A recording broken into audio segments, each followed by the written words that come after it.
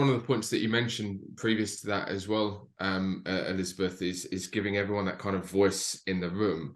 So how do you feel that you've been an ally to underrepresented groups? And is there anything that you would suggest for other leaders or managers for how to be an ally for those groups?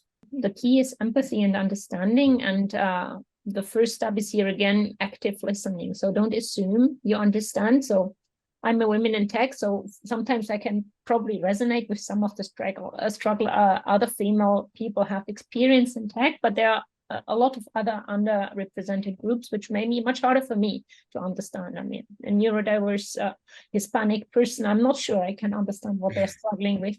So the key is, or first key is really actively listening and having regular one-on-ones with your teammates and try to understand really give them a space to talk what's important to them and foster this culture of active listening and asking active questions. That's, I think, the first step of being an ally. Then following up, it's of course, just position yourself. It can be something minor, just have a pride flag background when it's Pride Month in June, or just mention casually, or make sure you give the space to everyone.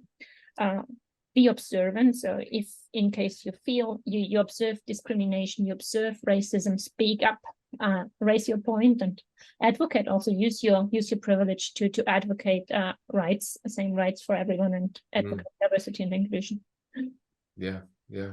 Is there anything you'd add to that, Manjuri? I do have one point to add here, and we talk about allyship, and that's really needed. Yes, of course, that's definitely needed. But there's also a point where you actually transcend, and what you need is sponsorship. That becomes super important, because you've seen there's something that we call as, we've called it as a glass ceiling. You've seen the percentages that the moment you go from a woman in management to, say, women leadership and exec, there's a drop, and you have to really struggle to be in that space. It's so funny that even in a field like HR, where you have usually more women, even there is a tussle the moment you step into the exec layer. And that's where the sponsorship actually comes into play. So if you have any kind of privilege and you're in that room or amongst the C-suite, or where you have that opportunity of giving that exposure, giving that sponsorship for a particular person who's probably not that privileged, and is doing a great job there, I think that's the opportunity for a leader to consciously take and always keep in mind. Simple things. Somebody would, in a forum, maybe a talent review is going on, and in that particular forum, somebody would cite for a particular person that, hey, I've kind of observed that this person is not very structured.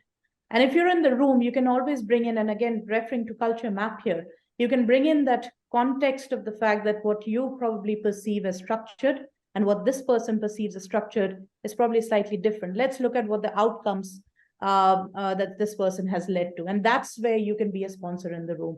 That's sometimes people don't think about, or, subconsciously don't even lean on the sponsorship part of it.